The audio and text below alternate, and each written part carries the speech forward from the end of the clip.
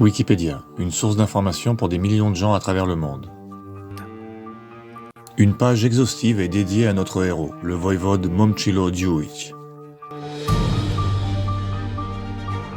Le voïvode Djouich était l'un des plus importants commandants de l'armée du royaume de Yougoslavie pendant la Seconde Guerre mondiale. Cette armée était connue, et même pendant un temps célébrée dans le monde entier, sous le nom de Tchetnik. Le commandant suprême de cette armée, le roi Pierre II Karageorgievic, a passé la guerre à Londres, là où étaient aussi les souverains, présidents et premiers ministres de tous les pays de l'Europe occupée. Le roi et le gouvernement ont décerné au voïvode Djouich la plus haute distinction yougoslave, l'étoile de Karageorge. Mais en compulsant l'encyclopédie la plus populaire d'Internet, on remarque qu'à côté du nom du voïvode Djouich, ce n'est pas seulement le drapeau du royaume de Yougoslavie qui est affiché. À côté du vieux drapeau tchétnik, il y a le drapeau du royaume d'Italie et celui de l'Allemagne nazie. Cependant, après la guerre, le voïvode Djouich avait émigré aux États-Unis, où il participait activement à la vie publique. À New York, en 1960, c'est lui qui menait les manifestations contre Tito. Il ne se cachait pas de la police, bien au contraire. Au moment de son décès en 1999, le New York Times a publié un article intitulé « Momcilo Djouich, prêtre et guerrier serbe, est décédé à l'âge de 92 ans ». Dans l'article, il est dit entre autres « Le titre de voïvode avait été décerné à M. Djouich en juin 1942 par le général Dragoljub Draja Mihailovic, commandant des Tchétniks royalistes, alors que depuis un an, Djouich combattait les nazis allemands, les fascistes croates et les partisans communistes dans les montagnes et les vallées de sa région natale, entre la Croatie et le nord-ouest de la Bosnie. » L'auteur de l'article, David Binder, était le spécialiste du New York Times pour l'Europe. Sur cette image, il est derrière Willy Brandt, le chancelier de l'Allemagne de l'Ouest de l'époque. Par conséquent, est-ce que le voïvode Momcilo Djouich avait combattu sous le commandement de l'armée allemande, comme le dit Wikipédia, ou bien était-il un combattant acharné contre les nazis puis contre les communistes, comme l'écrivait le New York Times ?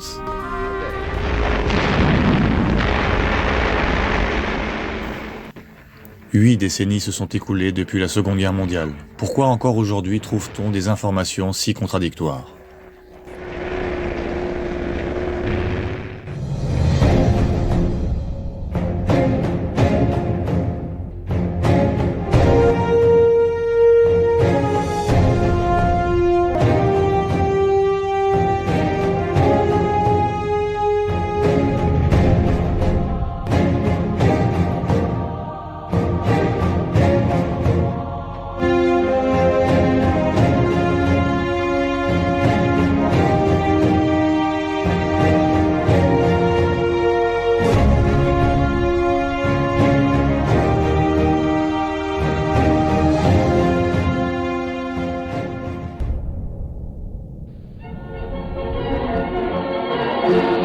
Momcilo Djouich est né le 27 février 1907 dans le village de Topolje, près de Knin, en Dalmatie, faisant partie alors de l'Autriche-Hongrie.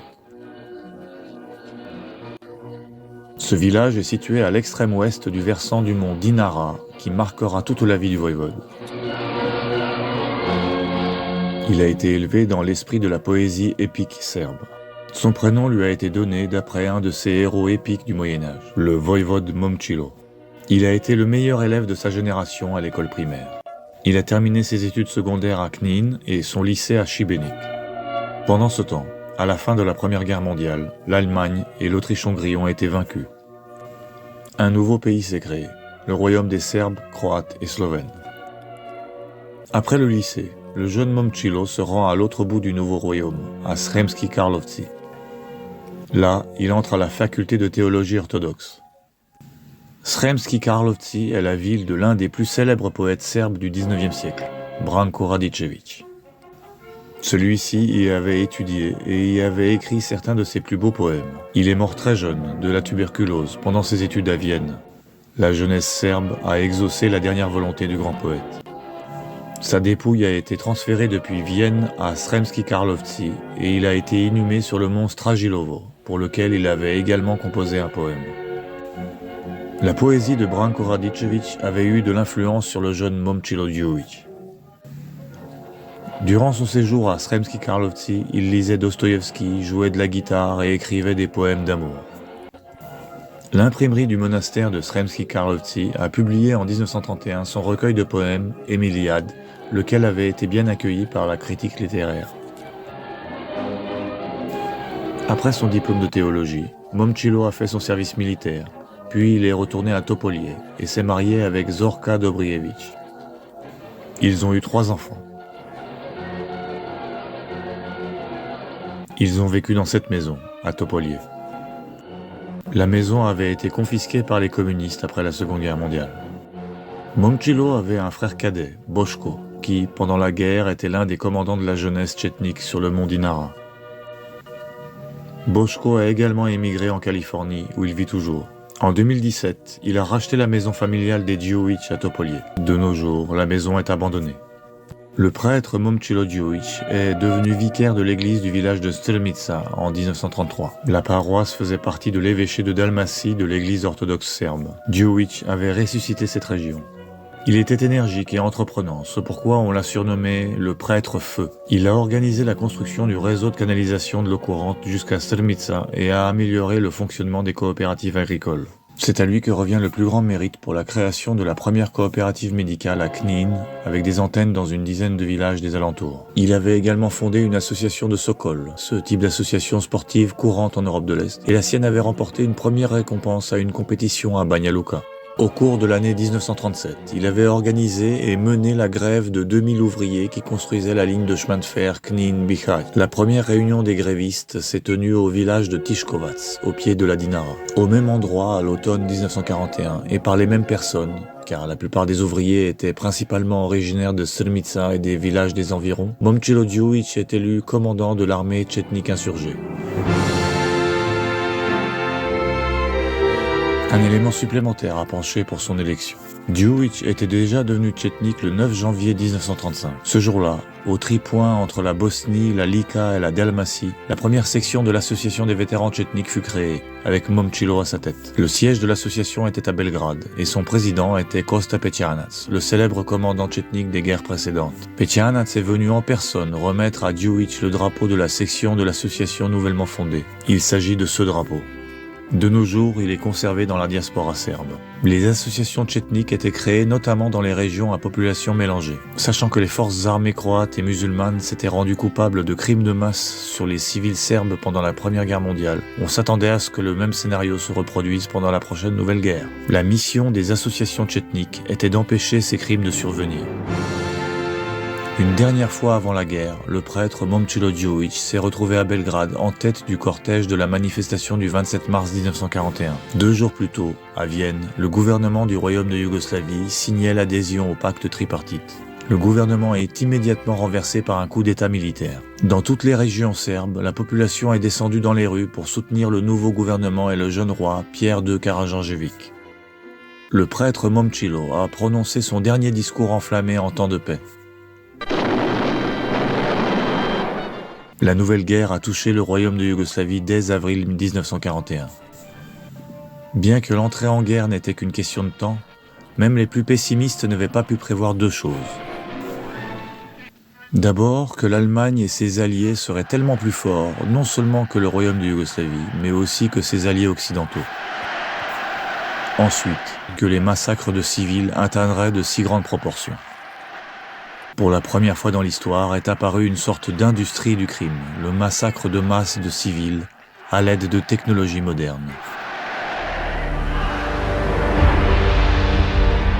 En avril 1941, les nazis ont démembré le royaume de Yougoslavie. Le tripoint entre la Bosnie, la Lika et la Dalmatie s'est retrouvé annexé au nouvellement créé État indépendant de Croatie. Le Führer de cet État, Ante Pavelić, était un fidèle allié d'Hitler. L'armée de Pavelić, les Ustashi, se met tout de suite à arrêter et massacrer les Serbes, les Juifs et les Roms. Vodvode ljude viđenije kao što je bio neki Jovo Borovac, on je bio predsjednik opštine u Vrhovnama, to je naša opština. Onda trgovac Stojan Buzelac, trgovac i ima je radio tu u Zalonici, onda ima je sina koji je vodio Sokolaše, bio Sokolaš. Te ljudi nisu nikad više vratili. Da su sve pobili tamo, mučili u Torcu. Sur le modèle de l'Allemagne nazie, à travers la Croatie s'ouvrent des camps pour l'exécution en masse des Serbes, des Juifs et des Roms. Pour le plus grand d'entre eux, Jasenovac, le principal historien de l'Institut israélien de recherche sur l'Holocauste, Gideon Greif, dit qu'il était l'enfer sur terre qu'avaient créé les Croates. Le nombre de victimes dans l'État indépendant de Croatie n'a jamais été établi avec exactitude. D'après les recherches de l'historien italien Marco Aurelio Rivelli, entre 750 000 et 1 million de Serbes ont été tués, ainsi que tous les Juifs et les Roms qui avaient été capturés. Gideon Greif écrit que dans l'État indépendant de Croatie ont été exécutés plusieurs centaines de milliers d'êtres humains innocents, des femmes, des enfants et des hommes. Par ailleurs, Greif précise qu'il a existé un camp spécifique destiné à la torture des enfants. I oni su naišli sa druge strane, ustaški trup, mi smo zvali kao grupa ustaša, koji su došli u te kolibe, to su male šupice što je narod radio od Četine i toga. Oni su i počeli odmah da i tuču i neke biju, neke da izine te kolju. I kad smo mi čuli, narod je počeo vriskati, nas je bilo u toj šupi, u toj kolibi, možda 20-30, sve djeca i žene i stari narod, niko koji je bio za vojsku ili što. I mi smo počeli bježati u protivnom pravcu prema Primorju. I tako smo bježali, ja sam bio tada 12 godina, ja sam zgrabio sestru koja je bila 6 godina. I nas smo dvoje izbjegli i bježali ceo dan. D'après les données du musée à Belgrade des victimes du génocide, dans le seul camp de Jasenovac, 19 432 enfants, dont les noms étaient recensés, ont été exterminés. Pour le peuple serbe, il n'y avait pas d'autre solution que de déclencher une insurrection contre l'État indépendant de Croatie. Mi smo se organizovali u maju. Onda su ovi mlađi ljudi koji su bili, neki se odmah organizovali i stvorili kao neke odbore u šumi i napravili da se brane. Oni su odmah čuli, kaže, u Ravnoj Gori se Draža nije priznao kapitulaciju i kaže, bit će bolje da se i mi počnemo braniti. À la même époque, en mai 1941, le colonel d'état-major Dragoljub Draža Mihailović installe son quartier général sur le mont Ravna Gora. Conformément aux lois en temps de guerre, il fonde le commandement des détachements tchétniques de l'armée yougoslave. Le roi, le gouvernement et le commandement suprême et une partie de l'armée se trouvaient alors au Moyen-Orient, où l'armée britannique les a recueillis. Le colonel Mihailović a établi le contact avec eux. Il est promu au grade de général, nommé au poste de ministre de la Défense, puis ensuite chef d'état-major du commandement suprême de l'armée yougoslave. Dès le printemps 1941, Mihailović a fait de la protection de la population dans l'État indépendant de Croatie son objectif principal. Mais le mont Dinara se trouvait très loin, et entre la Ravna Gora et la Dinara circulaient de nombreux ennemis. C'est seulement à la fin de 1942 que les Tchétniks de la Dinara seront placés sous le commandement effectif de Mihailović. Les unités rebelles de la Dinara avaient d'abord été commandées par des officiers qui avaient échappé aux Allemands, ainsi que par des gendarmes. Onda se osnova tako zvani pištenički odred. Taj je planina Pištenik između Jesenjice i Plaškoga i tu su napravljene barake velike i smješta bilo oko 200-300 tih ljudi u tome odredu. Komandant odreda je bio poručnik Đuro Ralić, a nacionalni povjerenik je bio Dragan Milošević. A Dragan Milošević je bio poznat bacanju kugle za prvenstvo Jugoslavije. D'après les souvenirs de la fille de Momčilo Đujić, Seka Kinac, qui vit aujourd'hui en Californie, toute la famille se trouvait dans la maison lorsqu'une colonne Ustashi se dirigeait vers eux. C'était au printemps 1941. Momčilo a aidé sa femme et ses enfants à s'enfuir de la maison par la fenêtre du côté opposé. Ils ont traversé la rivière et ont échappé aux Ustashi sans se faire remarquer. Ils se sont dirigés vers la zone d'occupation italienne, car on racontait que les Italiens protégeaient les civils contre les Oustachis. Ils sont arrivés au village de Kistanje, où un grand nombre de réfugiés étaient déjà sur place. Le prêtre Momcilo Đujić a tout de suite créé un comité pour l'accueil des réfugiés. Les réfugiés étaient de plus en plus nombreux, et Đujić est resté à Kistanje jusqu'à la fin juillet 1941. Déjà avant cette période, les unités d'insurgés opposaient une résistance aux Oustachis. Le soulèvement général dans le Tripoint, organisé et de grande envergure, commence le 26 juillet. Apprenant cela, le prêtre Momcilo Đujić, accompagné d'un groupe d'hommes armés, arrive dans le Tripoint. On lui confie le commandement du front sud, dans le secteur de la rivière Cetina. Le commandant en chef des unités tchétniques y était le major Boško Rašeta. À la suite d'une série de batailles sanglantes, le Tripoint a été libéré des Oustachis et d'autres forces croates. Alors Pavelić envoie le 16 août ses unités plus puissantes. Elles aussi ont été complètement anéanties. Puis le Führer croate envoie le général Lakša enquêter sur les raisons des incroyables victoires des insurgés. Car les insurgés serbes étaient sans commune mesure bien plus faiblement armés. Après avoir mené son enquête, Lakša rapporte à Pavelić. Les Oustachis dans les régiments Oustachis ont des compétences militaires très médiocres, sont enclins au pillage et aux tueries en dehors du cadre des combats.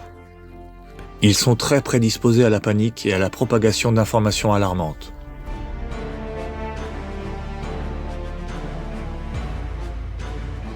Da nije bilo njih, zasigurno ovdje u našem ovom Grahovskom polju ne bi ostalo ni jedno srpsko uvo. Kad se zna da su u Donjem Livanskom polju, da su Ustaše već bacili, bili u jami oko 1200-300 Srba u tim selima i tad su i četnici Markice i Čučuza iz tog odreda Gavrilo Princip, pustavili su ih na Ražnjevića glavice, tu su imali borbu tako da su Srbi ovdje ostali spašeni, zahvaljujući samo Vojvodi Đujiću i njegovim četnicima. Une autre offensive croate, lancée le 2 octobre, s'est terminée par une lourde défaite. À ce moment-là, l'armée italienne impose sa participation active à l'événement. Elle occupe fin octobre le tiers de l'État indépendant de Croatie. Partout où ils ont rencontré des Oustachis, les Italiens les en ont chassés.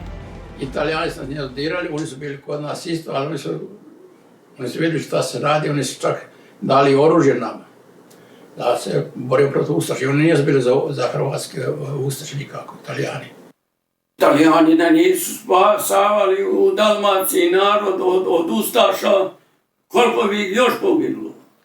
Oni su bili fair ljudi, znači. Oni su štitili naš narod mnogo. À partir d'août 1941, les dirigeants serbes ont conclu de nombreux accords avec les Italiens. Le but de tous ces accords était de mettre fin au génocide. Les Juifs n'étaient pas mentionnés explicitement, mais les accords les incluaient également. Le major Rašeta, comme d'autres officiers, refusait de signer quoi que ce soit du fait de l'état de guerre entre la Yougoslavie et l'Italie. Un accord fut signé par Đoko Jovanić, qui était alors en civil. Celui-ci deviendra plus tard le principal communiste de la région. I kad je sve to svršeno, tada je neko predložio u ime Srba da potpiše major Rašeta kao ti najveći po činu. A on je našao neku motivaciju, kaže, ja bih volio, predlažem, kako bi se izrazio, Đoku Jovanića koji je mlađi i poletniji, da bi on to učinio mjesto njega. Tout comme le major Rašeta, le pope Momcilo Đujić n'avait rien signé non plus. Tout de même, ces accords seront utilisés plus tard comme point de départ pour les accusations communistes de collaboration de Đujić avec les Italiens. De la même façon pour l'ajout du drapeau italien dans la biographie de Đujić sur Wikipédia.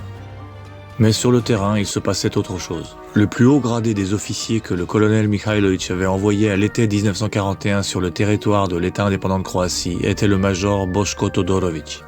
Il deviendra rapidement le commandant des unités opérationnelles de la Bosnie orientale et de l'Herzégovine. Commandant dans les opérations contre les Oustachis, Todorović avait compris que les Tchétniks n'avaient pas assez de force pour combattre en même temps les Italiens. D'autre part, il jugeait irresponsable de la part des Tchétniks de quitter toutes les villes où les Italiens pénétraient. Major Todorović je imao specifičnu zamisao za organizaciju jugoslovenske vojske na teritorijama zapadno od Drine, na teritoriji NDH. On je predvideo postojanje vojno-četničkih odreda Znači, to su jedinice praktično jugoslovenske vojske koje se nalazile pod komandom vlade u Londonu, odnosno generala Mihajlovića i koje su bile u tesnoj komunikaciji sa savezničkim organima. To je bila legalna vojska i ona je se nalazila u ratnom stanju sa silama osovine. Kao što je major Boško Todorović govorio, kaže, ratovali su do pobjede, do smrti ili do zarobljavanja. Ali on je predvideo i postojanje dobrovoljačkih odreda. To su teritorijalne jedinice čiji je osnovni zadatak bio zaštita stanovništva. Baš zbog tog režima genocida koji je vladao na teritoriji NDH, on je dopuštao mogućnost da ti odredi preduzmu sve što je potrebno da se zaštiti stanovništvo. To je uključivalo i sklapanje sporazuma sa Italijanima, davanje lažnih obećanja i preduzimanje drugih mera koje su trebale da doprinesu zaštiti stanovništva. General Mihajlović kao nadležan ispred jugoslovenske vlade odobrio je takvu strategiju. Informisana o tome preko svojih oficira na terenu i Velika Britanija je odobrila takvu politiku. Normalno, Britanci su imali nameru da privuku Italiju na svoju stranu i smatrali su da je to jedna razumna politika koju treba podržati.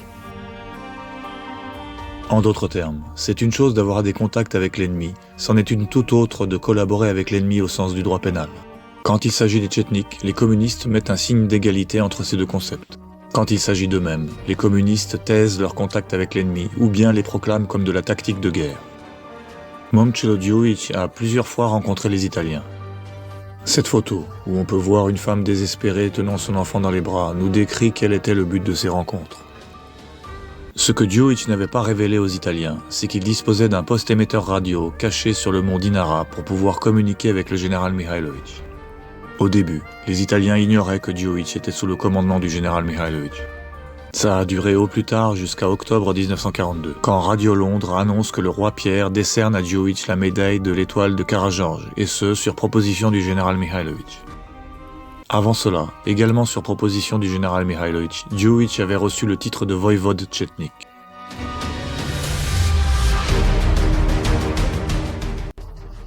Mais l'annonce de la décoration décernée à Djoić n'a rien changé, car les plans italo-serbes contre l'alliance germano-croate étaient déjà bien trop avancés.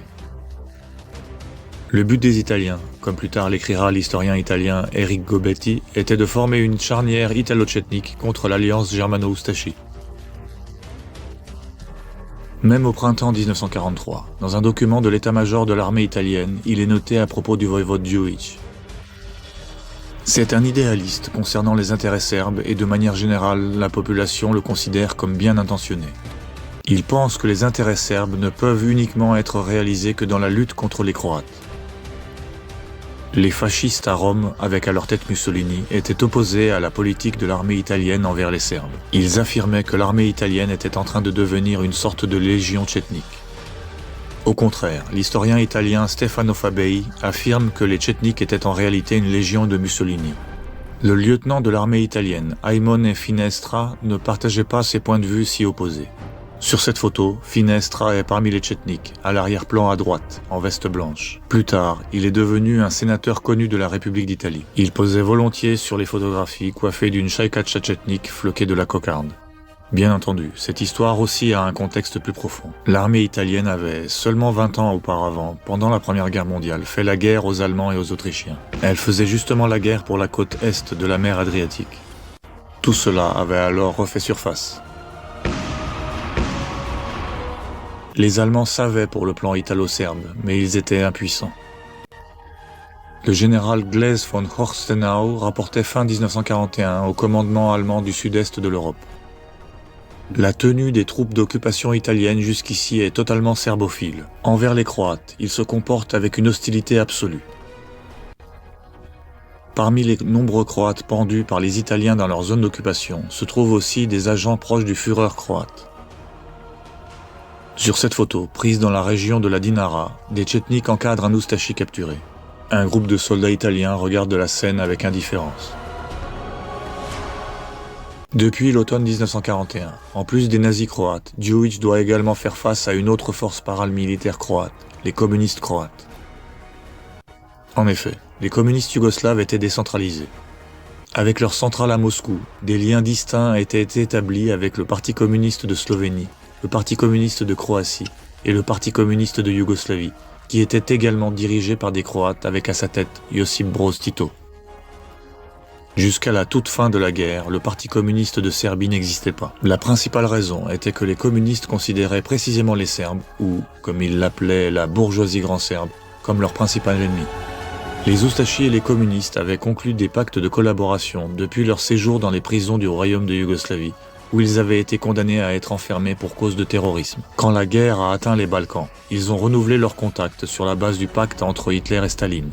Quand le génocide oustachi a commencé, les communistes ont envoyé des agents parmi les Serbes pour propager l'idée suivante. Tous les Croates ne sont pas des Oustachis. Le but était d'affaiblir la résistance. De la première collaboration concrète entre les Oustachis et les communistes, le service de renseignement italien a informé son commandement suprême le 28 novembre 1941, justement dans la région de la Dinara. En effet, une vingtaine de jours plus tôt, le Parti communiste de Croatie avait établi dans la région de Dinara le quartier général de ses soi-disant détachements de libération populaire.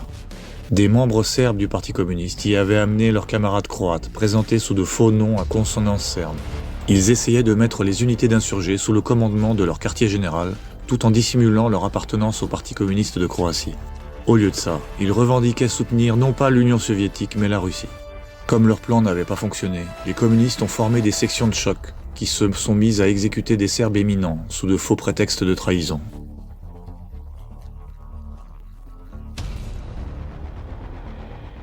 To je bilo u jesen. 1941. počeli da streljaju neke ljude naše. Nevine ljude odvode. Tamo u jednom gdje su imali svoje to ćeliju, škare. Tu su onda, i odmah napravno, kako bi rekao, okvire ga kao, okrive ga kao srpski, kao neprijatelj, narodni neprijatelj. To je bila njihova izreka. I streljanje. Le premier commandant des insurgés victimes des communistes était Ilija Desnica. Les communistes l'ont appelé à des négociations, puis l'ont désarmé et liquidé. Isto se to desilo i Pajici Opčiku, pomiričanje Đoke i Marića. On mu kaže, ja idem sa mitraljezom sa njima i ništa mi ne mogu. Navodno Đoko da mu rekao, Pajica, u to ne veruj, mogu lako da te razoružu i da te ubiju. On kaže, ja imam mitraljez i oni mi ništa ne mogu, on je otišao među njih, oni su ga razoružali i ubili. Au fil du temps, les communistes assassinaient de plus en plus ouvertement. I kad streljali ste Uhinića, svi smo morali da gledamo. Znate, svi da ugledaju tamo kako mi streljali ste toga čovjeka. A on ima dva sina i ženu. I natrali i njih da idu tamo da gledaju kako streljaju oca njihova. I posle 2 nedelje oni pozovu naš odred da dođe da im poklone 2 puška mitraljeza. I ovi su otišli kompletno, ceo odred, i oni smešteni su u kuće i oni su razravili te ljude preko noći i osude Dragana Miloševića i Đuru Rajića na smrt i streljaju. Les Tchétniks hésitaient à s'engager dans une nouvelle guerre civile, du fait du danger oustachi. Au début, ils considéraient que ce serait une guerre civile contre les Serbes, car les détachements qu'avait réussi à mobiliser le Parti communiste de Croatie étaient composés majoritairement de Serbes. Comme l'écrivait un des commandants de Djuić, le lieutenant Milan Cvjetićanin, il semblait incroyable que dans un contexte de génocide, un Serbe puisse taper sur un autre Serbe. Djuić lui-même avait tenté de trouver un compromis. À l'époque, il commandait le régiment tchétnique Petar Mrkonjić. En signe de bonne volonté à l'égard des communistes, il avait temporairement rebaptisé son régiment Régiment Petar Mrkonjić des détachements de libération populaire. Une des manœuvres des communistes consistait à attaquer de petites unités italiennes qui étaient basées dans des localités serbes. En représailles, les Italiens incendiaient ces localités. C'est pourquoi Djuić ordonnait à ces unités attirer l'attention sur le fait que parmi les partisans communistes se trouve une majorité de Croates et de musulmans qui jusqu'à hier, sous l'uniforme oustachi, massacraient et jetaient les Serbes dans des charniers et qui maintenant veillent à finir ce qu'ils n'avaient pas réussi à accomplir alors. Ça, c'est le souhait de l'État croate, car les combats n'ont toujours pas lieu dans les localités croates. L'attaque principale contre les Tchétniks dans la région de la Dinara est débutée par les partisans communistes le jour de Pâques orthodoxe 1942. À partir de là, Djuić donne des ordres comme le suivant. Avec foi en Dieu, en avant dans la bataille contre les nouveaux Oustachis, les partisans. Entre-temps, dans de nombreux détachements d'insurgés qui avaient accepté leur mise sous le commandement de l'état-major du Parti communiste de Croatie, éclate un putsch. Kad su naši vidjeli šta se radi, taj Miloš Popović i neki Đuro Kliska iz Brloga i ona organizuju puč. Naši su bili ogorčeni zbog toga i postave Đuru Vidakovića za komandanta mjesto Đure Ralića. Đuro Vidaković je bio narodnik, vojni narodnik, kad poslije napustio vojsku i otvorio svoju trgovinu mešovite robe. Ali bio vrlo bistar čovjek i spreman za ratovanje, naravno genijsko ratovanje. I on se dogovori sa ljudima da pozovi taj glavni štab, da pošalju nekoliko stotina ljudi, da im pomogne da rušimo prugu između Plaškoga i Javornika. Oni su to jedva dočekali, sad se nadali, sad kad to napravimo, Italijani i Ustaši će popaljiti sva srpska sela. A tu je možda oko 50.000 Srba naseljeno, baš u tom delu. Plašanska sela, to je opština Plaška, imala 24.000 stanovnika sama. A druga sela okolo bila sva spržena i spaljena. Kad su oni došli, oko 3 sata posle podne, Italijani su bile na željezničkoj stanici svega 2 km, a Ustaše su bile gore u Saborskog. I oni slobodno idu. I mi smestimo to uveče i preko noći razoružamo. I šta je bilo tu? Odmah se osnova vojni sud, 7 ljudi i oni su 5 ljudi osudili na smrt. Ovi kad su streljani, onda izvrši se razoružanje partizana. I ujutru saopšteno je mi svima, ili ćete s nama, ili ćete ići za partizane. Otvore ruke. 95% ostane sa nama, a 5% se vrati nazad. Toutefois, des dizaines de putschs du même genre ont été étouffés dans le sang par les communistes.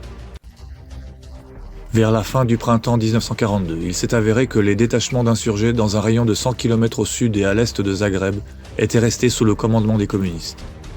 La transformation des insurgés serbes de 1941 en partisans croates au cours de 1942 représentait le plus grand succès du Parti communiste. De l'est de Banja Luka jusqu'à la frontière bulgare, à la même époque, ce sont les Tchétniks qui dominaient. L'exception étaient les montagnes du nord du Monténégro, où se trouvait le gros des forces des partisans avec Tito à leur tête. Tout le monde n'était pas en mesure de faire face à la nouvelle guerre civile. Le major Boško Rašeta a fait une dépression nerveuse et est tout simplement rentré chez lui. Cela s'est produit après le meurtre du lieutenant Stanko Šakić, lequel venait justement de retourner dans son village natal. Il voulait revoir son frère, Mitjun Šakić, qui à ce moment était dans ce village au commandement des partisans communistes. Le major Rašeta avait recommandé au lieutenant Šakić de ne pas s'y rendre parce que son propre frère le tuera. Le lieutenant avait répondu au major que celui-ci était devenu fou et il est parti. Arrivé au village, il s'est dirigé le sourire aux lèvres et les bras grands ouverts vers son frère Mitjun, lequel a sorti son revolver et l'a tué sur le champ. Tito a donné à Mitjun Šakić le grade de général. Sur Wikipédia, sa biographie est de nos jours encore riche en éloges. Bien entendu, il s'agit d'une fausse biographie dans laquelle l'assassinat de son propre frère n'est évidemment pas évoqué. Le roi Pierre II Karađorđević a décoré à titre posthume le lieutenant de l'armée de l'air Stanko Šakić de la médaille d'or du courage.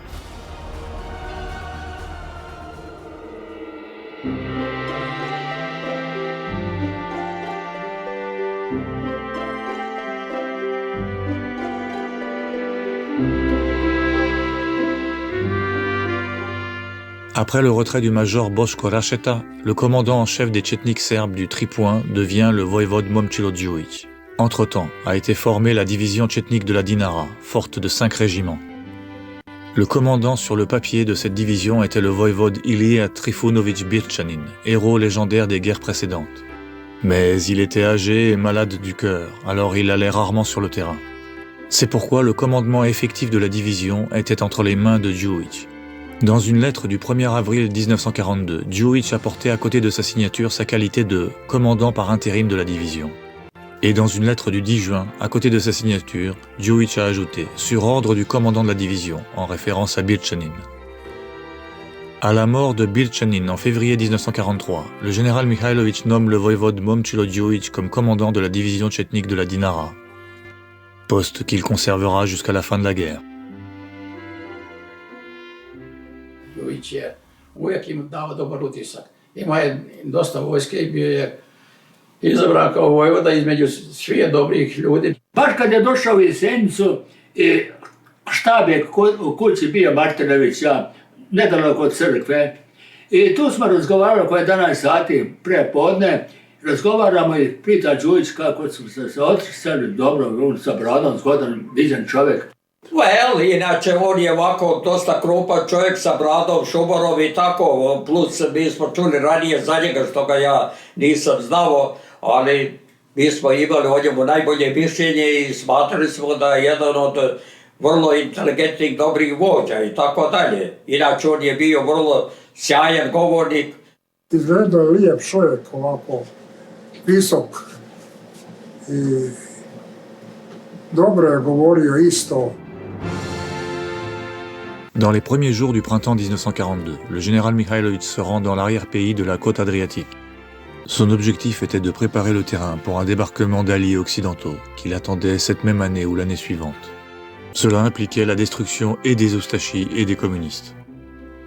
Les Tchétniks du Monténégro, renforcés de nouveaux combattants, ont chassé Tito vers l'Herzégovine en mai 1942. Suivant un nouvel ordre du général Mihailović, les Tchétniks d'Herzégovine, renforcés de nouveaux combattants, ont dominé et chassé les communistes encore plus à l'ouest, à l'été 1942.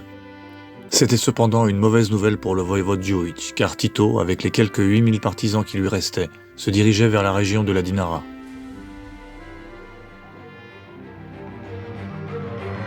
À l'est et au nord de la Dinara, en Bosnie, les Oustachis cédaient les villes aux communistes, y abandonnant armes, munitions et vivres. Le général allemand Fortner rapporta que les partisans pouvaient sans difficulté se procurer armes et vivres dans les garnisons croates. C'est pourquoi les Allemands commençaient à cacher aux Croates leurs plans de futures opérations contre les communistes.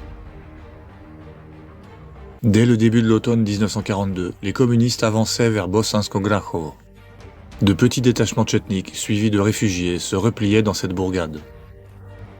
La défense de Grahovo, avec environ 1500 tchétniks, était organisée par le lieutenant Milan Cvjetitchenin, le commandant du régiment Gavrilo Princip. Les communistes étaient bien plus nombreux et ils disposaient aussi de canons que les Oustachis leur avaient donnés. La sanglante bataille a duré 3 jours et 3 nuits, du 26 au 29 octobre. À la fin, les communistes de Kocha Popović et Arso Jovanović avaient dû rapporter que l'incursion dans la ville n'a pas réussi parce que la défense était féroce. Cependant, les communistes ont incendié et pillé les villages serbes autour de Grahovo. Dans leur progression dans ces régions serbes, leur force était suivie d'un convoi de charrettes afin d'emporter toute nourriture qu'ils trouveraient. Les communistes ne faisaient pas cela quand ils se déplaçaient dans les régions croates et musulmanes. Un mois après la bataille de Grahovo, les Tchétniks suivis de milliers de réfugiés ont été contraints de se replier sur la Dinara. Ceci est la photo de Perica Sovilj, âgé de 13 ans, qui figurait sur sa pièce d'identité de réfugié établie par les Italiens. Là, il s'agit de la mère de Perica, Anka, qui était également réfugiée fuyant les communistes. Perica, dès l'année suivante, prendra les armes. Son père, Pierre, était déjà chez les Tchétniks.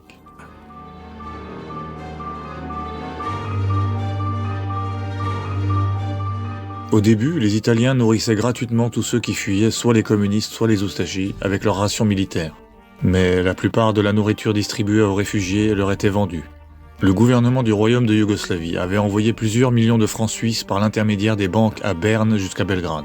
Des dizaines de millions de lires italiennes ainsi qu'un certain nombre de pièces d'or ont été parachutées par les Britanniques au quartier général du général Mihailović. À cette époque, le roi Pierre II Karađorđević aussi avait envoyé de l'argent à la division tchétnique de la Dinara. 350 pièces d'or, une pour chacun des 350 tchétniks les plus méritants. Le général Mihailović transmettait l'argent au voïvode Jevđević en ordonnant « Les réfugiés qui vous seront envoyés par le prêtre Đujić, vous devrez les accueillir et vous en occuper. » Le voïvode Jevđević a rapporté qu'il avait conclu avec les Italiens l'achat de 5 wagons de riz, tout en se plaignant que les Italiens demandaient jusqu'à 2 livres sterling or pour 100 kilos de riz. La pression des communistes sur le mont Dinara s'intensifiait. Le 2 décembre 1942, le voïvode Đujić envoie, depuis le poste émetteur radio du voïvode Jevđević, le message glaçant suivant. « Si nous ne recevons pas d'aide d'ici 2 semaines, nous serons définitivement liquidés. » Le général Mihailović a répondu au voïvode Jevđević. « Faites savoir au voïvode Đujić qu'ils tiennent bon avec courage, de l'aide va leur parvenir. Organisez la plus solide des défenses possibles contre les Oustachis de Mostar. » Les jours suivants, un corps expéditionnaire est formé, composé de 3000 Tchetniks d'Herzégovine, de Bosnie orientale et de la région de Zlatibor, et il prend la direction de la Dinara. Ce corps d'armée était commandé par le major Pierre Batjović. Čiča je naredio da idemo u Dalmaciju da pomognemo Đujiću. Jer na Đujića su napali i komunisti, i ustaše, i sve. I on nije mogao da se održi. Dobijemo naređenje od Draže da mi idemo u sjevernu Dalmaciju, Zlatiborski odred da ide. Draža je bio od tada kod Kulašina, Gornje Lipovo. Bio je tu, se sklonio i tu je bio on najsigurniji. Ja sam kod njega onda bio 7 dana. Le corps expéditionnaire est d'abord tombé sur les Oustachis dans l'ouest de l'Herzégovine. Napali tamo na širokom brijegu, dočekala nas je Francetića legija, crna legija. Mi smo to razbili. Le 2 janvier 1943, le général Mihailović donne l'ordre d'anéantir la République communiste de Bihać, avec environ 13 600 Tchetniks devant attaquer depuis 6 directions. Le corps expéditionnaire et la division tchétnik de la Dinara comptaient environ 6 000 Tchetniks au total et se trouvaient dans la région de Dinara. Toutefois, les autres unités étaient encore loin et le territoire communiste était adjacent à celui de la division tchétnik de la Dinara. Ainsi, le 13 janvier 1943 au soir, les partisans communistes attaquent les Tchetniks dans la localité de Gračac. Ils pensaient que les Tchetniks ne seraient pas sur leur garde, car c'était le réveillon du Nouvel An orthodoxe.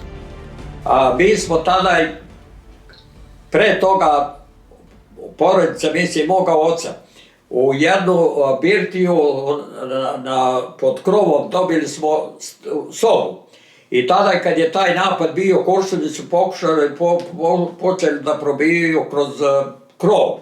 I mi smo tada, je bila velika kiša, snijeg i tako dalje, hladnoće, i mi smo strpali svi u tu avliju dolje. La bataille de Gračac a été l'un des affrontements les plus sanglants de toute la guerre dans les Balkans. Environ 2500 Tchetniks se défendaient, pour partie issus de la division tchétnik de la Dinara et pour l'autre issus du corps expéditionnaire. Environ 6000 partisans attaquaient. La bataille n'a baissé en intensité qu'au cours de la 3e nuit. Le bataillon de choc des partisans, qui avait réussi à entrer dans la ville la première nuit, n'avait plus de munitions. Ces partisans ont pratiquement tous été tués. Sur tous ces secteurs, 516 partisans ont été tués, la plupart faisant partie de la 6e division croate.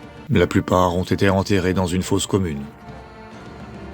Moj je otac tada je dobio položaj da bude komandant radničkog bataljona, a to je radnički bataljon Srba, partizana koji su Četnici zarobili. Jer kaže tolika ona je grupa Četnika da ne bi radili te razne poslove, da to rade ti zarobljeni partizani.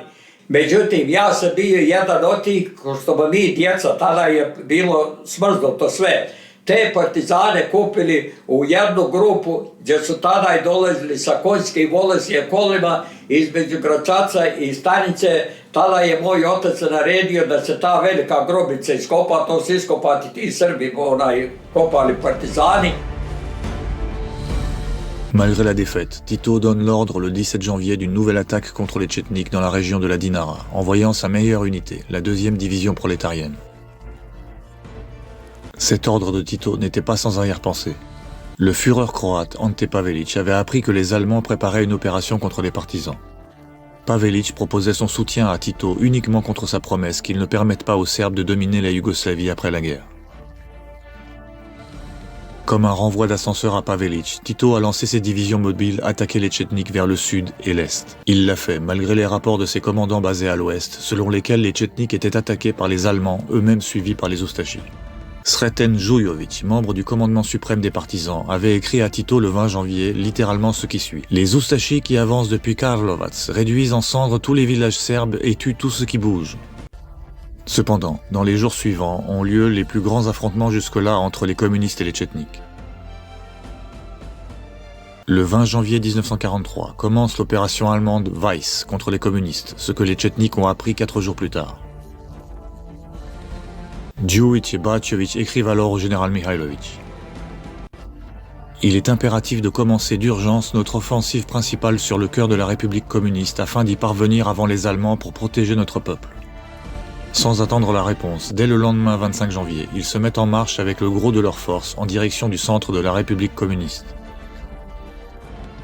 Mais au même moment, la 2e division prolétarienne renforcée attaquait le village de Djouitch-Strmitsa. Batchevich et Djouitch ont pénétré le territoire des partisans depuis une autre direction, et l'affrontement avec le gros des partisans n'a pas eu lieu.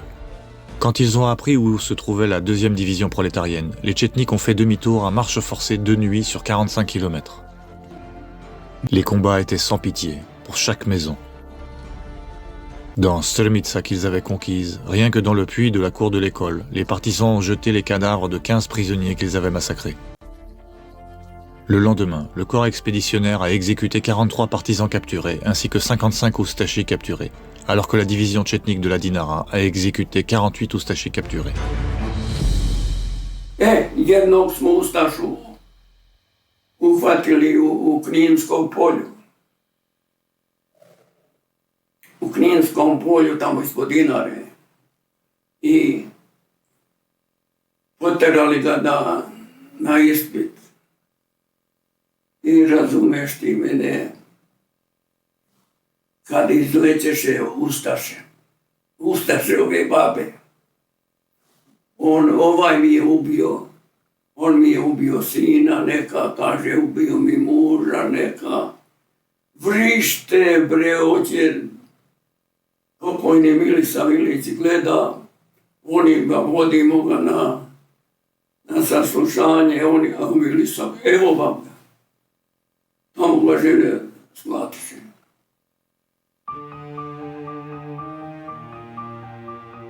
Dès que les Allemands et les oustachis ont attaqué, des cohortes de civils serbes se sont mises à fuir cette république communiste vers la zone d'occupation italienne, dans laquelle se trouvaient les Tchetniks.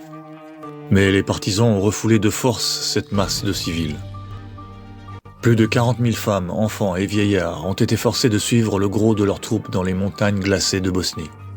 Le but était de se servir des civils pour bloquer les routes et qu'ainsi les communistes puissent plus facilement échapper aux Allemands.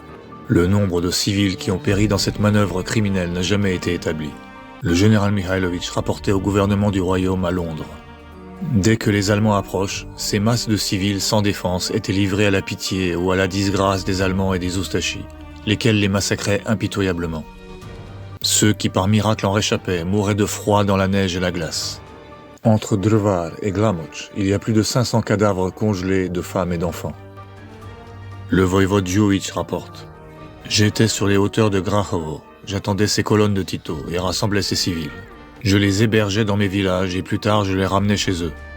Mais pour beaucoup d'entre eux, c'était trop tard. » Djouitch décrit une scène du mont Chator près de Grahovo. Une scène pourrait servir de mémoire éternelle. Une femme originaire de l'Alika, une mère qui refusait d'abandonner ses enfants, s'était assise sur un rocher au bord d'un sentier. Les cadavres ne s'étaient pas encore décomposés, ils étaient encore congelés. La mère serrait son enfant contre sa poitrine, un autre était à genoux et agrippé à sa mère par ses petites mains sous ses bras, et un autre, l'aîné, était allongé par terre, agrippé à la jambe de sa mère. Cette scène ne pourra jamais me sortir de la tête. Evo i prekjučer sam bio na šatoru gdje je Banija, Kordun i Lika stradala 1300 Srba, žena i djece koji su partizani ostavili u toj zimskoj Golgoti preko Šator planine. Kad su ustaše krenuli iz Livna, tamo oni su i samo njima ostali, doveli ih u ruke i tu su, mi smo 74. nalazili, još kad sam išao na planinu gore na jezero, nalazili smo kosti. Début mars 1943, le gros des communistes, fort de 15 000 partisans, se dirige vers l'Herzégovine. Elle est pourchassée par le corps expéditionnaire. Entre-temps, la division tchétnique de la Dinara s'était renforcée, du fait des ralliements de ceux qui avaient déserté les partisans. Les oustachis tentèrent alors de s'emparer de son territoire. De nouveaux affrontements contre les oustachis qui revenaient de la ville de Signe eurent lieu dans la vallée de la Vrlika le 10 mars, rapporta le voïvode Djouitch au général Mihailovitch. Il y a eu aussi des rapports comme le suivant, du 28 mars. Près de Vrlika, la brigade du Kosovo a été attaquée simultanément par les Ustashi et par les partisans. À un moment, les partisans ont investi le village natal de Gavrilo Princip, Obliaj, près de Grakovo. À ce moment-là, la maison natale de Gavrilo Princip était habitée par sa mère, Nana, et quelques proches. 2 cousins de Gavrilo, Pero et Dane, faisaient partie du corps de Bosnie Gavrilo Princip, composant la division tchétnique de la Dinara. Les partisans ont incendié la maison natale de Gavrilo Princip. Najveći razlog zašto su zapalili kuću je taj što je četnički vojvoda Petar Bačević u prolazu sa hercegovačkim četnicima kroz Grahovsko polje navratio ovdje naravno da se pokloni sjenima Gavrilovim i da se fotografiše sa majkom Nanom, jer je Petar Pepo, otac Gavrilo, umro 40. Nana 45. Tu su izradili tu sliku, bili su neko vrijeme ovdje, izradili su sliku i ostala je ta slika tu i jednom u tom nekom svom javašluku, svemu tome u prolazu, partizani su pronašli tu fotografiju i to je bio dovoljan razlog da zapale kuću i da rodnu kuću Gavrila Principa proglase kao četnički štab. Inače, taj moj stric Pero, koji je bio sin od toga Dane, on je ovdje bio dijete u Kolijevci kad su oni upali, ti javašluk kad su pravili, upali su unutra, zapalili su kuću, nisu ni gledali na to dijete koje je bilo u Kolijevci i taj stric moj Pero je počeo goriti u toj Kolijevci, onda je baba Mara, očeva majka, moga oca Miljkana majka, je iznijela Kolijevku, njegovu, iznijela ovaj fildžan sa srpskom trobojkom koji je Gavrilo 1910. poklonio majci Nani i Nana je ovaj fildžan nosila tokom svog života stalno u njedrime. Nana je pobjegla u Knin dole sa ovim četnicima koji su krenuli dole za Vojvodom i ona ostala je dole u Kninu u izbjeglištu, kasnije 1945. se vratila ovdje, kuća je još bila još je bila od zidine i ona je bila kod toga strica Pere koji je sin od ovoga Dane. Bila je kod njega tamo u Grahu jer su ove naše kuće sve ovdje kao četničke bile popaljene i oni su bili tamo u Grahu, tamo je umrlo 1945. i sahranjena tu na mramorje naše groblje zajedno sa Pepom.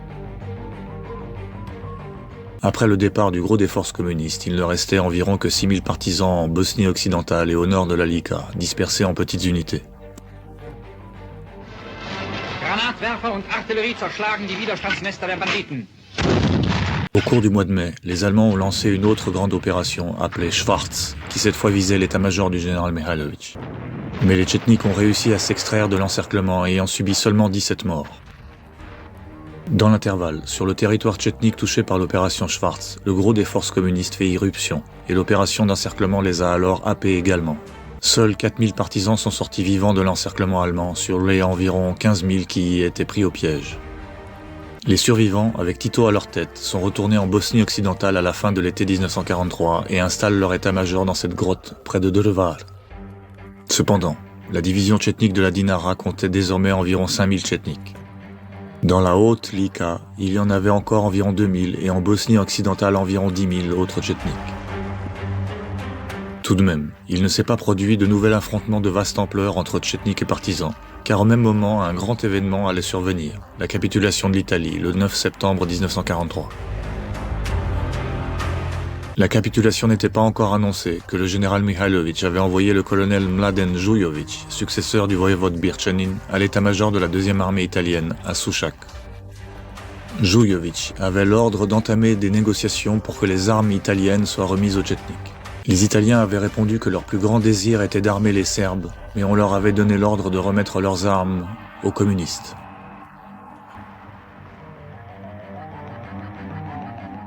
Ce désir évoqué était en réalité le plan du Royaume d'Italie annoncé aux Alliés occidentaux.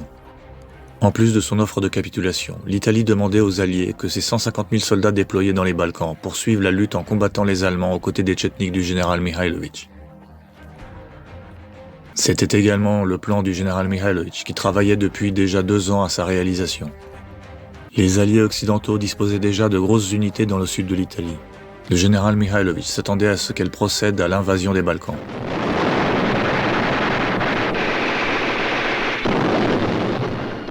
Les Allemands s'y attendaient aussi, estimant que les Tchétniks agiraient de concert avec les Alliés occidentaux. Des documents allemands révèlent que les Allemands ne disposaient pas de forces suffisantes pour combattre 150 000 Italiens, plus de 100 000 Tchétniks et quelques divisions des alliés occidentaux.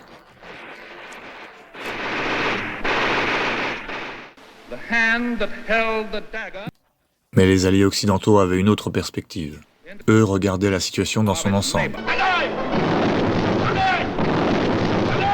Le principal effort contre les forces de l'Axe était fourni par l'Union soviétique, subissant des pertes en millions d'hommes. Le but des alliés occidentaux était que l'Union soviétique continue d'être le meneur dans la lutte contre l'Axe, et que eux-mêmes interviennent le plus tard possible dans les opérations de grande envergure, afin de subir le moins de pertes possible. C'est ainsi que Roosevelt et Churchill ont entamé un marchandage avec Staline. Si l'Union soviétique continuait sa progression vers l'ouest, elle obtiendrait l'accès aux mers chaudes, autrement dit, elle obtiendrait le royaume de Yougoslavie. C'est précisément la raison pour laquelle les alliés occidentaux ont soutenu les communistes yougoslaves. Les Italiens ont vécu comme une humiliation l'ordre qu'on leur donnait de se rendre aux communistes. Ils n'ont pas exécuté cet ordre. Une grande partie de leur armée est retournée en Italie, tandis qu'une petite partie est entrée au combat contre les Allemands, en indépendant ou aux côtés des Tchétniks. Peu avant la capitulation de l'Italie, la division tchétnique de la Dinara était prête à prendre le contrôle de la côte adriatique. Dans ce nouveau contexte, le voïvode Djouhitch a donné l'ordre à la division de faire volte-face. En effet, il s'attendait à ce que les Allemands se mettent à prendre le contrôle des villes de la côte adriatique et qu'ils seraient accompagnés par les Oustachis, qui n'auraient comme intention que de poursuivre le génocide contre les Serbes. Dans son message à toutes les unités de l'armée yougoslave, daté du 15 septembre 1943, le général Mihailović écrit « En Dalmatie, le prêtre voïvode Momčilo Djouhitch mène les combats contre les Allemands, même si les communistes l'attaquent dans le dos. Le prêtre voïvode Djouhitch, avec ses valeureux combattants, coupe les lignes de communication en Dalmatie et appuie la lutte incisive des Italiens contre les Allemands. »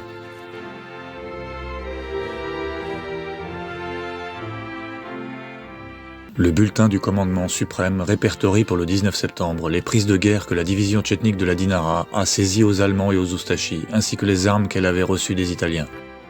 1400 fusils, 45 mitrailleuses, 4 petits et 8 gros mortiers, 2 obusiers, 2 lance-flammes et de grandes quantités de munitions.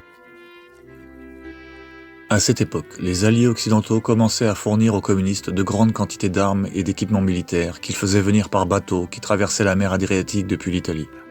Les unités communistes commençaient à porter des armes et des uniformes britanniques. Mais au lieu d'utiliser ces armes contre les Allemands, les communistes les utilisaient pour attaquer les Tchétniks. Le bulletin du haut commandement, à la date du 23 septembre, transmet le radiogramme suivant du voïvode Djouhitch. Les communistes nous attaquent, nous, pendant que les Allemands et les Oustachis nous attaquent, et nous, et les communistes. C'est un véritable enfer de détonation et de bombardement. La situation sur la Dinara resta inchangée les jours suivants. Le bulletin du haut commandement note pour le 3 octobre « Nos unités en Dalmatie étaient encore dans les combats contre les Allemands. Sur la Zrmanja, nous avons détruit le pont près d'Obrovac. Sur le mont Velebit, nous avons attaqué avec succès 2 colonnes allemandes. Avec 3 mines terrestres, nous avons détruit 2 chars allemands sur la route Drniš-Šibenik. Votre travail est excellent, écrivait le général Mihailović au voïvode Djouhitch le 3 octobre 1943, tandis que dans son message du 21 octobre, il dit « Je ne sais comment vous remercier ». Ces jours-là, le général Mihailović citait en exemple le voïvode Djouhitch à ses autres commandants. Réagissant au succès de la division tchétnique de la Dinara, le 31 octobre, Tito ordonne au grand quartier général de Croatie « Envoyez immédiatement la 19e division contre Djouhitch ». Quelque temps plus tard, le commandement suprême du général Mihailović annonce que la division tchétnique de la Dinara a anéanti la 19e division croate. Le général Mihailović écrit le 14 novembre au lieutenant-colonel Ostojić. Djouhitch m'informe continuellement. Je peux dire que cet homme a été dans les situations les plus difficiles et que cet homme s'est comporté en héros du début à la fin. Il a fait preuve d'une telle combativité que je ne peux que l'admirer. Les éloges au voïvode Djouhitch concernaient également ses talents de diplomate. Le secteur du Tripoint était occupé par la 114e division de chasseurs de la Wehrmacht, qui comportait environ 500 Polonais en relais de force. Le voïvode Djouhitch est entré en contact avec ces Polonais, lesquels lui ont secrètement fourni des munitions. Le général Mihailović a écrit à Djouhitch de conclure avec les Polonais l'accord suivant. Qu'ils se joignent à la division tchétnique de la Dinara au moment du débarquement des Alliés sur la côte adriatique. Pour l'instant, veillez à ce qu'ils vous livrent des armes et des munitions par des canaux secrets, indiquait la fin de la lettre de Mikhailovitch du 24 novembre 1943.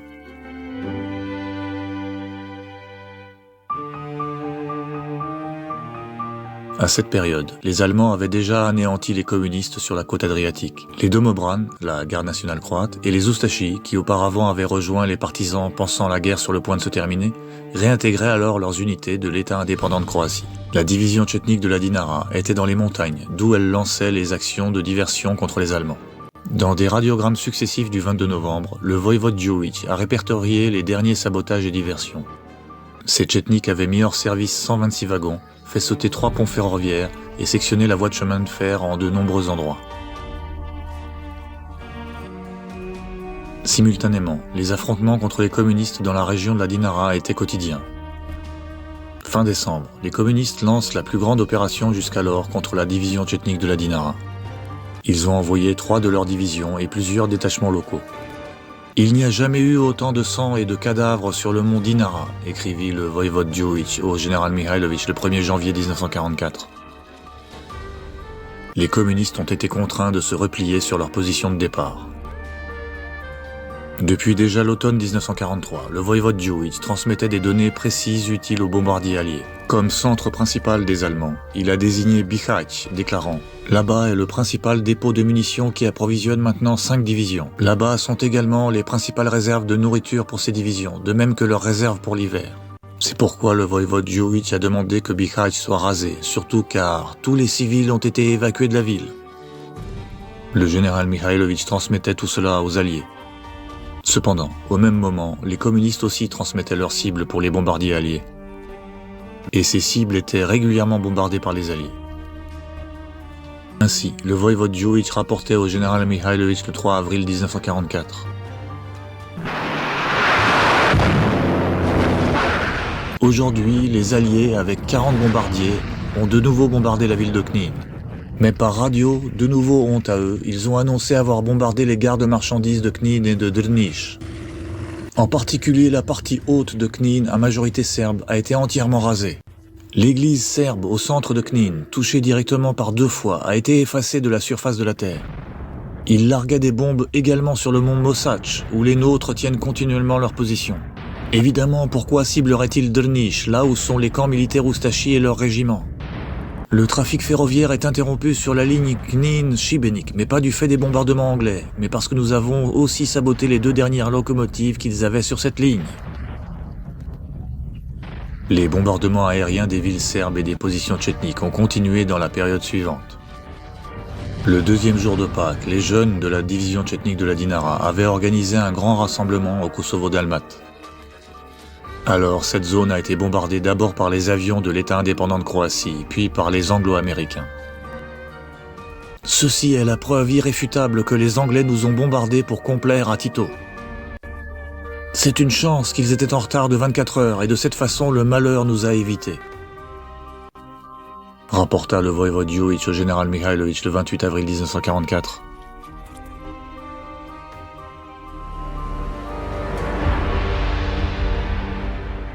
Alors qu'il était avec son armée dans les montagnes, le voïvode Djouich, après la fin des affrontements directs avec les Allemands à l'automne 1943, a appliqué la stratégie du major Boško Todorović. En effet, il avait légalisé l'un de ses 5 corps d'armée auprès des Allemands. Le procédé était le même qu'avec les Italiens. Ces tchétniks affirmaient aux Allemands n'avoir aucun lien avec le général Mikhailovitch, et plus précisément qu'elles n'étaient que des unités locales qui protégeaient la population contre les oustachis et les partisans. Le but du voïvode Djouich était: la population serbe qui vivait le long des principales voies de communication ne devait à aucun prix être laissée à la merci des occupants, des oustachis et des communistes. C'est-à-dire que dans ces zones, quelques unités devaient être présentes sous la forme de volontaires orthodoxes, comme précédemment les appelaient les Italiens.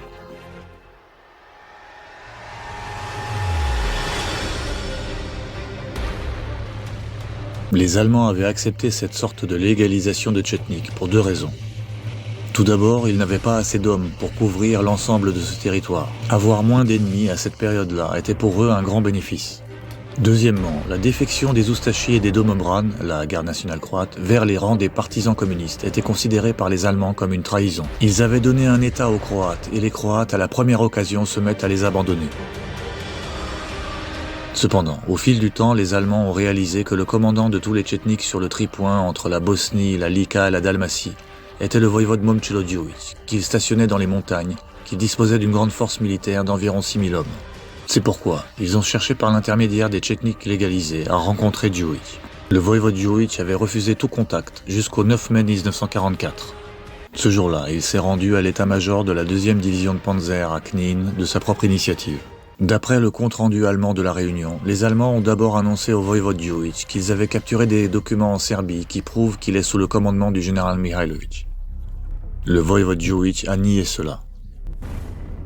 Les officiers allemands ont alors dit au voïvode Djurić qu'ils savaient qu'il avait demandé aux Anglais de bombarder leurs positions et pas seulement les villes orthodoxes. Le voïvode Djurić a nié cela aussi. Les Allemands ont tout de même poursuivi les négociations, comme le note leur compte-rendu, en raison de leur sentiment de discipline et de pureté de caractère de la bande armée de Djurić. Ils estimaient également que le voïvode Djurić disait la vérité quand il affirmait que les Oustachis, en collaboration avec les communistes, préparaient un nouveau massacre de Serbes. Djurić était justement venu négocier dans le but de déjouer ce massacre. Dans le document allemand, il est écrit: la particularité de la situation actuelle et du raisonnement du voïvode était le fait que le camp chauviniste croate menait une planification et une nouvelle concentration de grandes unités autour des territoires orthodoxes, avec l'intention évidente d'y provoquer la récidive des événements de 1941. Le commandement de la 2e division de Panzer a promis qu'il ne permettra pas l'extermination de la population orthodoxe. Cependant, le voïvode Djurić considérait qu'il n'était pas possible maintenant de faire avec les Allemands comme auparavant avec les Italiens. C'est pourquoi il est retourné dans les montagnes. D'après les documents existants, il n'a jamais plus rencontré d'Allemands ensuite. Dès qu'ils ont appris qu'une partie des Tchétniks de la division tchétnique de la Dinara avait été légalisée, les communistes l'ont signalé aux Britanniques, bien entendu selon leur propre phraséologie, accusant 7 commandants des régions occidentales du royaume, y compris le voïvode Djurić, de collaboration avec les Allemands. Le gouvernement britannique s'est adressé au premier ministre du gouvernement yougoslave, Božidar Purić, lequel a transmis au général Mihailović. Purić écrit au général Mihailović le 16 octobre 1943. Les autorités britanniques comprennent complètement votre position difficile, que la liaison entre vous et ses commandants sont instables et ponctuelles, et qu'aucune responsabilité ne tombe sur vous pour leur éventuelle collaboration avec les Allemands, et elles estiment que, dans l'intérêt de la cause commune, ces hommes devraient être remplacés par d'autres qui appliqueront votre politique ainsi que celle du gouvernement royal. À ce moment-là, et dans la période suivante, la plus grande concession que le général Mihailović fera à ce propos a été de renier, pour la plupart sans les nommer, certains commandants et unités locales légalisées. Après de nouvelles pressions britanniques, le général Mihailović écrit au Premier ministre Purić le 11 mars 1944. Nous affirmons de nouveau qu'il n'y a pas d'unité de l'armée yougoslave dans la patrie qui collabore avec l'occupant, pas plus que nous reconnaissons comme nôtres ces unités qui le feraient. De la même façon, il n'existe aucun accord de quelque nature que ce soit avec l'occupant, et il n'y en aura jamais. Puisqu'ils n'étaient pas satisfaits des réponses, les Britanniques ont réitéré leurs exigences par l'intermédiaire du roi Pierre II Karageorgievic. À propos de passivité et de collaboration avec les Allemands, les Britanniques ont nommément désigné les voïvodes Djurić et Jevđević ainsi que le major Karlo Novak, le commandant pour la Slovénie. Le général Mihailović a répondu ce qui suit le 11 juillet 1944. Nous nous battons, mais les communistes nous rendent la lutte plus difficile. Chaque fois que nous attaquons les occupants, les communistes nous attaquent dans le dos. Le voïvode Djurić se trouve dans les montagnes avec ses unités tchétniques et il n'a rien en commun avec les Allemands ni avec d'autres occupants.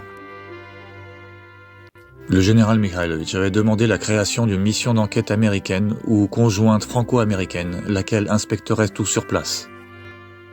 Mais sa proposition n'a pas été acceptée. Durant l'été 1944, dans les régions serbes les plus occidentales, surviennent des désertions encore plus massives de Serbes intégrés aux partisans, qui sont partis rejoindre les Tchétniks. La division tchétnique de la Dinara a ainsi pu accroître ses effectifs jusqu'à environ 7000 hommes. À ce propos, le 24 juillet, le général Mihailović a envoyé le message suivant à tous ses commandants.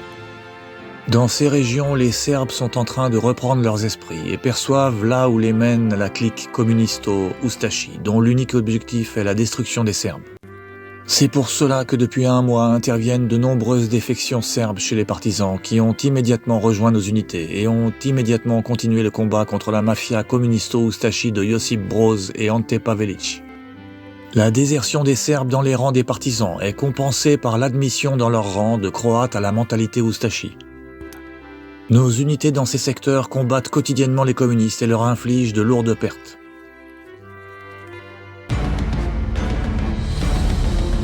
Quand les Britanniques ont cessé de soutenir les Tchétniks au profit des communistes, le gouvernement yougoslave ne pouvait plus non plus envoyer de l'argent aux Tchétniks. La principale source de financement désormais provenait des dons des citoyens aisés. À partir de janvier 1944, le général Mihailović demande au voïvode Djurić d'envoyer des émissaires à Belgrade afin que les Tchétniks clandestins leur remettent de l'argent. La plus grosse somme d'argent que le général Mihailović envoie au voïvode Djurić l'a été à la fin de l'été 1944, après que les clandestins belgradois aient cambriolé à 2 reprises la Banque nationale à Belgrade. Ils avaient alors emporté 1,2 milliard de dinars qu'imprimait le gouvernement collaborateur de Milan Nedić. Cela représentait environ 15% du budget annuel de l'ensemble de la zone d'occupation allemande en Serbie. J'ai envoyé par l'intermédiaire de sœur Nada une importante cargaison. A-t-elle réussi à tout apporter ? Rapportez-moi du montant d'argent qu'elle a reçu. La somme était très importante, écrivait le général Mihailović au voïvode Djurić. Sœur Nada était Nada Stanić, le principal agent de liaison entre la Dinara et Belgrade. Mais elle n'avait pas réussi à acheminer l'argent jusqu'en Dalmatie, mais en Slovénie, où toute la division tchétnique de la Dinara se retrouvera bientôt. À l'automne 1944, des troupes portant l'uniforme et les armes des alliés occidentaux commencèrent à débarquer sur la côte adriatique. La rumeur courait que le tant attendu débarquement des alliés venait de commencer. To topništvo mi smo čuli, ali ti Dalmatinci koji su vidjeli, što sam rekao, te partizane u engleskoj uniformi, proglasili su da su to Englezi koji se iskrcavaju na Jadransku obalu. I to je njihovo topništvo koje tuče Njemce. Jovo Stanisavljević, le commandant de la brigade de Gračac, est allé personnellement en reconnaissance et s'est rendu compte qu'il s'agissait en fait de partisans. Obrad Bianco était tellement impatient d'entendre de bonnes nouvelles qu'il n'a pas cru Stanisavljević. I kad je Jovo iznio situaciju i da definitivno moramo da napuštamo Gračačku teritoriju, Obrad Bianco kaže, ove 2 brigade mi možemo da obastanamo, da držimo borbu sa partizanima, u roku nekoliko dana Englezi nam stižu u Gračac, ja iz Velebita ne idem nikuda. Bianco et ses Tchétniks sont réellement restés et ils l'ont payé de leur vie. Le général Mihailović a donné l'ordre le 8 novembre 1944 au commandant de la Bosnie occidentale, le colonel Slavko Vranješević, d'envoyer en urgence de l'aide au voïvode Djurić. Mais une forte pression s'exerçait aussi sur les Tchétniks de Vranješević. Et en plus de cela, ils ne disposaient pas de suffisamment de munitions. De l'aide ne pouvait venir de nulle part, et le voïvode Djurić a envoyé un radiogramme alarmant. Si vous n'arrivez pas au plus vite, nous périrons tous. Je le répète, si vous n'arrivez pas au plus vite, nous périrons tous. D'après le rapport du voïvode Djurić, la division tchétnique de la Dinara était attaquée par 6 divisions de partisans équipées de 24 chars et de 40 canons. Ces partisans étaient entraînés et équipés par l'armée britannique sur l'île de Vis et dans d'autres bases. À part la division tchétnique de la Dinara, dans cette région, des unités oustachi et allemandes étaient également présentes. Mais, rapportait Djurić, les partisans s'étaient fixés pour objectif principal la destruction des Tchétniks. Une série de batailles sanglantes ont eu lieu tout au long du mois de novembre. I tako reći, mi Četnici nismo imali apsolutno oružje protiv tih tenkova i ako ste vi negdje čitali, tada su 5 braće Savića dočekali taj jedan tank, bacali su bombe, nije ništa vredilo, ali su oni svi izgili. Jedan je od njih bio, mislim, komandir čete. Jusqu'à la fin novembre, la division tchétnique de la Dinara était encerclée. Les communistes s'attendaient à ce que la division se mette à percer en direction de la Bosnie, et c'est là-bas qu'ils ont déployé les plus grandes unités. C'est pourquoi le voïvode Djurić a décidé de percer en direction du nord, par le village de Padjene. Les voies ferrées et la gare de Padjene se sont retrouvées au cœur de la bataille. Plus tard, le voïvode Djurić a écrit « Nous sommes le 3 décembre à l'aube, et il fallait partir à l'assaut. J'ai donné le signal et l'assaut a commencé, sous les explosions des bombes et les bruits des rafales de mitrailleuses. Moi, j'étais à la tête de la colonne du milieu, et avant la charge, j'ai donné l'accolade à Milan Svjetitchanin avant le départ pour la mort. Notre colonne a chargé au pas de course, sur une distance de 2 km entre la voie ferrée et la route, sur un terrain karstique, nu, parsemé de buissons, d'épineux et de ronces. Depuis la colline de Medvedjak, les communistes déversaient des milliers de coups de feu de mitrailleuses. Notre aile droite livrait un combat acharné et a été repoussée vers la route de Padjene, tandis que notre aile gauche était dans des combats infernaux auxquels ont aussi participé des chars d'assaut anglais.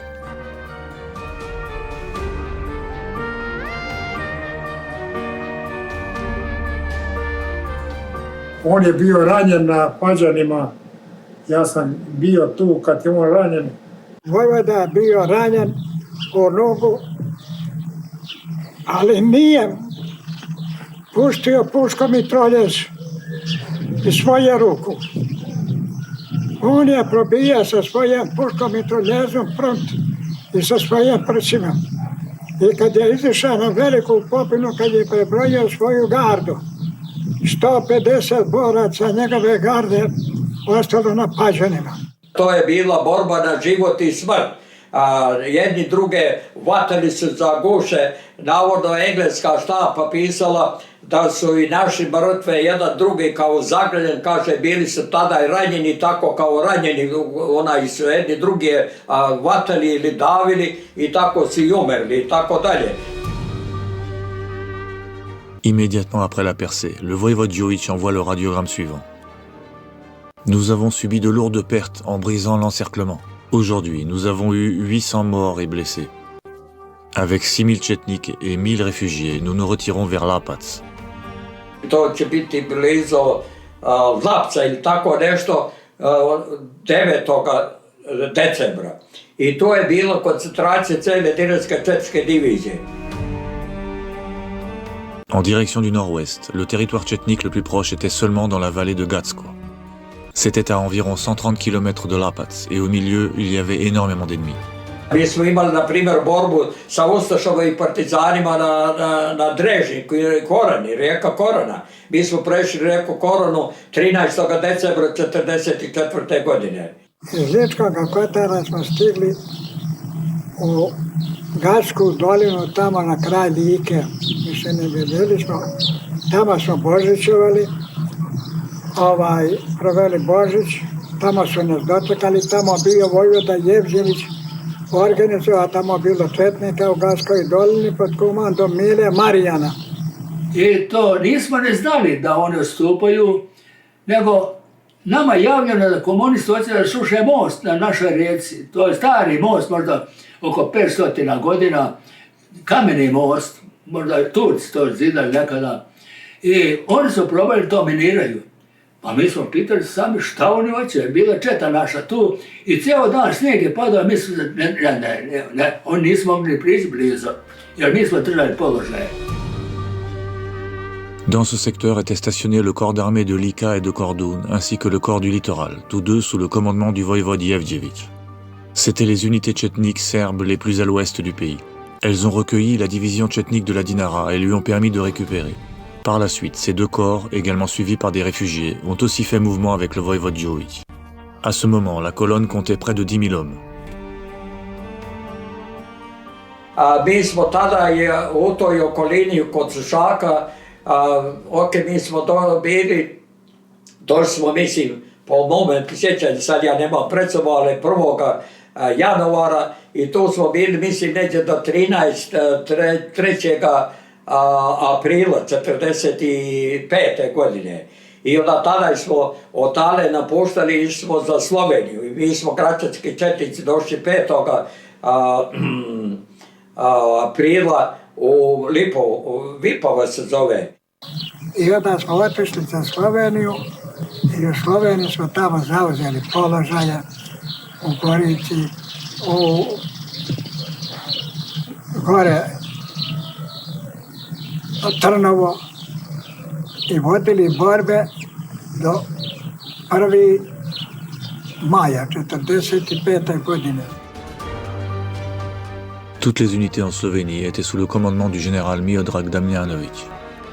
Il avait été envoyé depuis la Bosnie par le général Mihailović en tant que son adjoint. Le maintien en Slovénie était possible jusqu'à fin avril 1945, quand le général Damjanović ordonne la percée vers l'Italie pour aller à la rencontre des alliés occidentaux. U Gorice s partizani dočekaju iz raznih bunkera, iz raznih kuća, zgrada, velikih zidova i tu smo imali poteškoća dok smo to probili da bi prešli preko Soče mosta, jel te? I tako nas je uzelo tuda i sam ja izgubio, tako reći, što mi je bio komandir čete, neki Bogdan Kešić, tu je poginuo i poginulo još nitanje plećaša, jedan plećaš isto, Miladin plećaš i on je tada i poginuo. Kad smo mi prošli rijeku Soču, taj most je dignut, mi smo imali borbu sa partizanima 1. maja. 2. maja sastaju se četničke komandanti Đujić i Jevljić sa engleskim komandantima. I tada je prestaje borba između četnika i partizana. Englezi nam kažu da idemo prema Palme Novoj pješke. Međutim, to smo mi išli kao četnici pod oružjem, naša komora i civilno osoblje koje je bilo sa nama. C'est ainsi que les Tchétniks ont enfin vu des alliés occidentaux. Mais pas dans leur propre pays, mais en Italie. Tous espéraient pouvoir bientôt rentrer chez eux dans leur patrie. Mais les alliés avaient d'autres projets. Kad smo prešli preko Soče,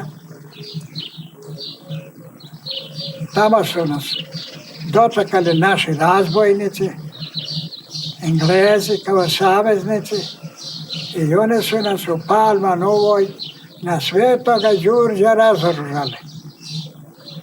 I tu je vojvoda Đujić došao među nas i kaže ovako, a ja ga ovako gledam, a on plače. Kaže ovako, draga braćo moja, četnici moji, saborci moji, dinarci moji, junaci moji, kaže, mi ovdje ćemo danas položiti oružje i onda će nas Englezi, kaže, tamo u kamp, tamo će nas, kaže, nahraniti, mi smo, kaže, gladni, nahranit će nas, odjeće nas i daće nam novo oružje, naoružanje i idemo natrag u našu otadžbinu da se borimo protiv, kaže, komunista. A plače. Ujutru rano, 5. maja, dobijemo naređenje da Englezi oko 7 sati zahtevaju da im četnici predaju oružje. Međutim, od toga u tome momentu parola je bila, mi Englezi traže da im predamo oružje jer je naše zastarelo i oni će da nas pakuju u jedan logor gdje će da nas nahrane, gdje će da nas obuku u njihovu englesku uniformu i da nam dadu novo oružje. Međutim, to nije bilo to, nego mi smo predali oružje. Ljudi bacaju ono oružje. Jednoga sam vidio mladića, ne znamo ko je, ili je Dalmatinac, ili je Ličanin, ili koji je bio, uzeo puško mitroljes, poljubi i metno ga dolje i uzeo pištolj i ljubiše. Bilo strašno, ljudi su bili potičeni strašno, onda jedan je sam prio samoubistvo, jer se zarekao da dok se ne oslobodi iz država, da on ne daje svoje mitraljeste i tako se ubije iz pištolja sam čovjek. Depuis la Slovénie, le voïvode Đujić a fait revenir quelques petites unités sur la Dinara afin d'y mener la guérilla. Certains Tchétniks ont tenu pendant longtemps sur le terrain. Jedan naš Zuluć, evo, on je bio zastavnik, ne znam da li neki čete kod Vojvode, jednom u zastave kod ćerke ostalo, on se krio do 68. na Dinari. I onda su ga uhvatili mu majku i ženu i ćerku i rekli, javili nekako, ne znam nije kako je došlo do njega, da će istrijeljati ako se ne preda i on se predao. Jednom sad te zastave kod ćerke stoji, ona napravila ovako neki etno muzej, stoji ta zastava, on bio zastavnik kod Vojvode Đujića. La division tchétnique de la Dinara et les autres unités qui se sont retirées avec elle en Italie ont été d'abord hébergées par les Alliés dans les camps de Cézanne et de Flori. Par la suite, à l'été 1945, ils ont tous été envoyés dans le sud de l'Italie, au camp d'Eboli, près de Naples. Cet énorme camp était plus grand que la ville même d'Eboli. Personne ne savait combien de temps ils allaient rester dans ce camp. C'est pourquoi là ont été fondées des écoles, des boulangeries et divers autres ateliers d'artisans. Il y a eu beaucoup de mariages et beaucoup d'enfants sont nés. 2 ans plus tard, les Alliés occidentaux transférèrent les Tchétniks à Münsterlager en Allemagne, puis dans une multitude de plus petits camps du pays. Ja sam Milan Koluvija, sin Bogdana Koluvije I Mare Koluvije, rođen na Opačić I rođen sam u Njemačkoj u takozvanom četničkom logoru kao jedna od zadnjih beba. À partir de 1948, les Tchétniks se dispersent à travers les pays occidentaux. En 1952, les voïvodes Djuić et Jevđević fondent l'organisation des Tchétniks serbes.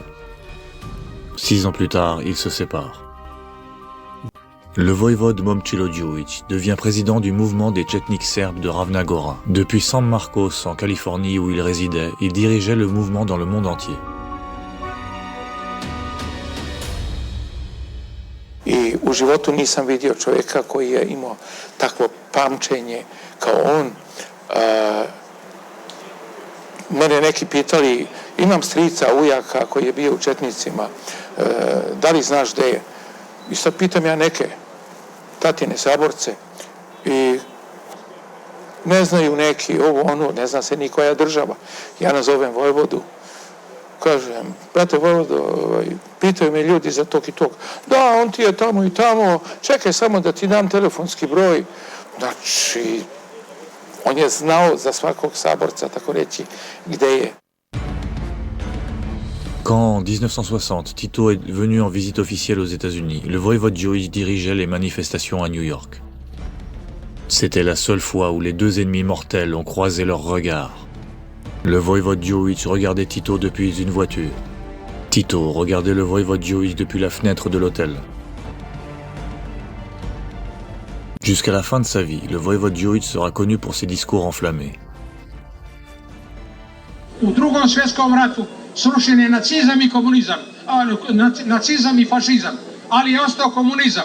Jedini u istoriji svijeta nastavio je Draža Mihajlović borbu protiv komunizma, a danas to moraju da rade I Englezi, I Amerikanci, I svi oni koji su slobodni, I svi oni koji žele da se oslobode. Braćo I sestre, u Evanđelju ima jedna Hristova izreka. Jedan od evanđelista, sad ja ne znam, ja sam još 41. godine prestao da služim u crkvi, pa sam pozaboravio mnoge stvari, ali ovo nisam zaboravio. Hristos je rekao apostolima, ne bacajte biser pred svinje, jer svinje ne znaju šta je biser. One će biser pogaziti I vas rastrgati. Le voïvode Momčilo Djuić est décédé le 11 septembre 1999 à l'hôpital de San Diego, à l'âge de 92 ans. Il a été enterré à San Marcos. De nombreux admirateurs du voïvode, venus des États-Unis et d'autres pays, ont assisté à l'enterrement. Au monastère Saint-Sava, au nord de Chicago, en 2007, un buste a été érigé à l'effigie du voïvode Djuić, aux côtés du buste à l'effigie du général Draža Mihajlović.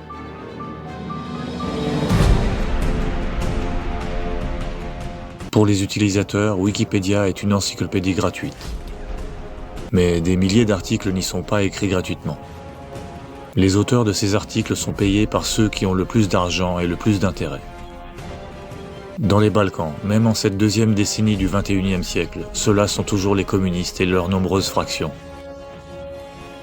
Ainsi, pour ce qui concerne la Seconde Guerre mondiale dans les Balkans, Wikipédia regorge d'articles qu'on ne peut plus trouver qu'à Cuba, en Chine et en Corée du Nord.